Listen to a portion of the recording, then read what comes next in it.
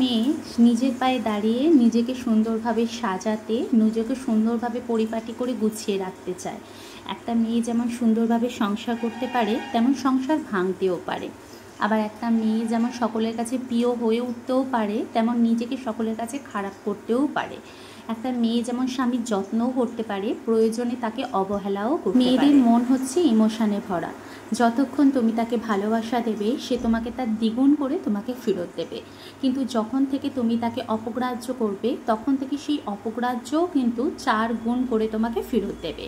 তাই মেয়েকে অবহেলা না করে তাকে কাছে টেনে নাও, দেখবে জীবন শুধু না, তোমার সংসারও পরিপূর্ণ হয়ে উঠবে। হ্যালো এভরিওয়ান, কেমন আছো তোমরা? আশা করি ভালো আছো। সকালের নতুন আরও একটি ভিডিওতে তোমাদের সবাইকে জানাই অনেক অনেক স্বাগত।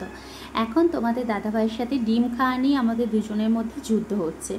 ও ডিম খেতে প্রচণ্ড ভালোবাসে, কিন্তু ও বলছি তুই আমাকে ভিডিও ক্যামেরা করবি না আমি ডিম খাচ্ছি বলে। আর আমি কিন্তু ভিডিও ক্যামেরা করব এবং ও ডিম খাচ্ছে সেটা আমি দেখাবই। সেই নিয়ে দুজনের মধ্যে যুদ্ধ হচ্ছে।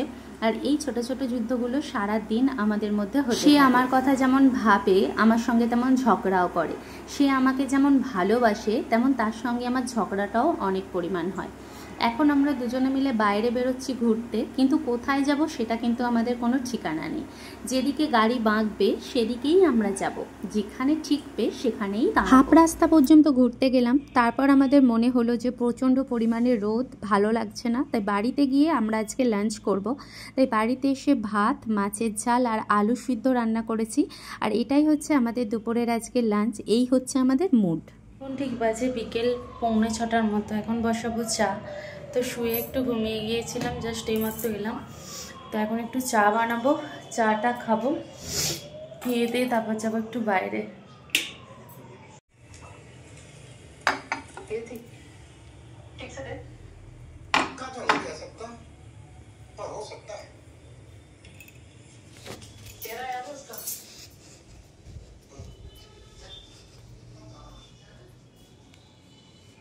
জোর করে ঘুম থেকে তুলে চা খাইয়ে ওকে নিয়ে এখন বেরোচ্ছি বাইরে। আসলে প্রচণ্ড পরিমাণে বাইরে ঘুরতে ইচ্ছা করছে। আর এখন যেহেতু গরম গরম ঠান্ডা ঠান্ডা ওয়েদার রয়েছে, তাই এই অবস্থাতে বাইরে ঘুরতে কিন্তু বেশ ভালো লাগে।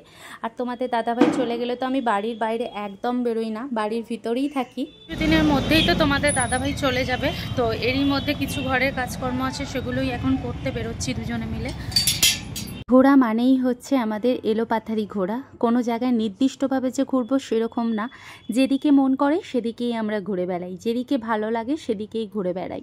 আর এই শহরে প্রত্যেক দিন ঘুরতে ঘুরতে কোথায় কি আছে না আছে সবটাই কিন্তু আমাদের জানা হয়ে গেছে।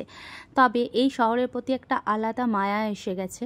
যেমন ধরো আমার বাড়িতে যখন আমি ছোটোবেলা থেকে বড় হয়েছি, সেই শহরের প্রতি যেমন আমার মায়া, ঠিক আমার এই শহরের প্রতিও আমার মায়া। আসলেই আমরা মেয়েরা কীরকম বলো তো, যেখানেই থাকি সেখানেই কিন্তু নিজেকে আপন করে নিতে শিখি।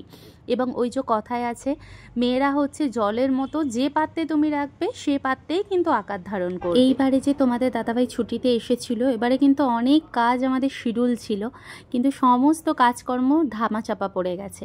কোনটা ছেড়ে কোনটা করব, কোনটা দিয়ে কোনটা করব, সেই সমস্ত কিছু কিন্তু আমাদের ধামাচাপা হয়ে গেছে।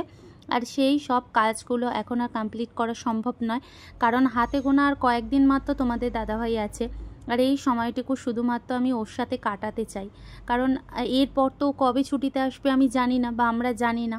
তো সেই জন্য একসঙ্গে কাটাতে চাই, কিন্তু কাজের চাপের জন্য কখনো ওকে এখানে থাকতে হচ্ছে, আবার কখনো বাড়ি যেতে হচ্ছে। তো সেই জন্য ওরও সেই রকমভাবে কিন্তু কোনো কাজকর্ম হয়ে উঠছে না। তবে ঠাকুরের কাছে প্রার্থনা করি যেন যে সমস্ত কাজকর্মগুলো আমরা করতে চাইছি সেগুলো যেন তাড়াতাড়ি কমপ্লিট হয়ে যায়। বড় বড় স্বপ্ন ভাবাটা ঠিক যতটা সহজ, করাটা কিন্তু ঠিক ততটাই কঠিন। আমি যেমন ভাবি সবসময় একজন বড় ইউটিউবার হব, অনেক বড় ইউটিউবার হব, আমাকে সবাই চিনবে, শুধু আমাকে না আমাদের দুজনকে সবাই একসঙ্গে চিনবে। মাত্র জাস্ট বাড়িতে এলাম, এবার হচ্ছে রান্না করবার পালা। কারণ সকালবেলা তো আমরা ভাত, আলু সিদ্ধ, ডিম সিদ্ধ আর মাছের ঝাল খেয়েই কাটিয়ে দিয়েছি। তো এখন হবে লুচি, মাংস। আর ওর যেহেতু ভাইপো আসছে, তো সেই জন্য ভাবলাম একটু মাংস করি। তো ঠিক আছে, চলো রান্নাবান্না জোগাড় করি। আর কী কী নিচে থেকে আনলাম সেটা দেখাই। এই যে এখানে নিয়ে এসেছি চানাচুর, এই যে চানাচুর, আর আছে এই যে সেঁও ভাজা একটা প্যাকেট, আর 2 ধরনের আচার নিয়েছি। এই যে এই একটা আচার, আর এই যে এই একটা আচার, এটা রসুনের আর এটা হচ্ছে লঙ্কার।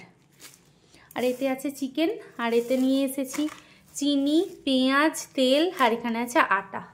বড় ইউটিউবার হতে গেলে কি কি প্রয়োজন আমি জানি না, শুধুমাত্র আমি এইটুখানি জানি আমার কাজবাজ বা আমার কথার মাধ্যমে আমি প্রত্যেকটা মানুষের মন জয় করতে চাই, কিন্তু আমার পক্ষে সেটা কেন হয়ে উঠছে না।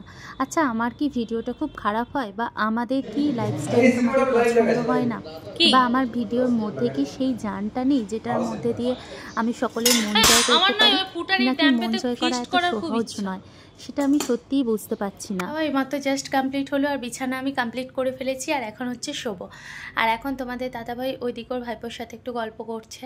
তো এখন তো ঘড়ি কাটায় 10:30টার মতো বেজে গেছে। আসলে তোমাদের দাদাভাই বাড়িতে এলে তাড়াতাড়ি আমাদের খাওয়া হয় না, আসলে বাইরে ঘুরতে যাওয়া হয়, আর ঘুরে ফিরতে ফিরতে 9টা 9:30টার মতো বেজে যায়। আর তারপর আমি রান্না টান্না চাপাই, রান্না বান্না করতে আর করতে অনেক লেট হয়ে যায়। তো সেই জন্য খেতেও প্রায় 10:30 11টার মতো বেজে যায়। তো আজকেও সেরকমই হয়েছে। আর বেশ কয়েকদিন ধরে বিয়েবাড়ি বা এদিক সেদিক করতে করতে আমার সেরকমভাবে তো ভিডিও করা হচ্ছে না, তবে একটু একটু করে যতটুকু ভিডিও করছি ততটুকুই তোমাদের সাথে শেয়ার করছি। আর অবশ্যই কিন্তু তোমরা দেখো এবং পাশে থেকো। আর এই যে এখন শুতে যাব, আর কালকে আবার কি প্ল্যান আছে অবশ্যই তোমাদের সাথে শেয়ার করব।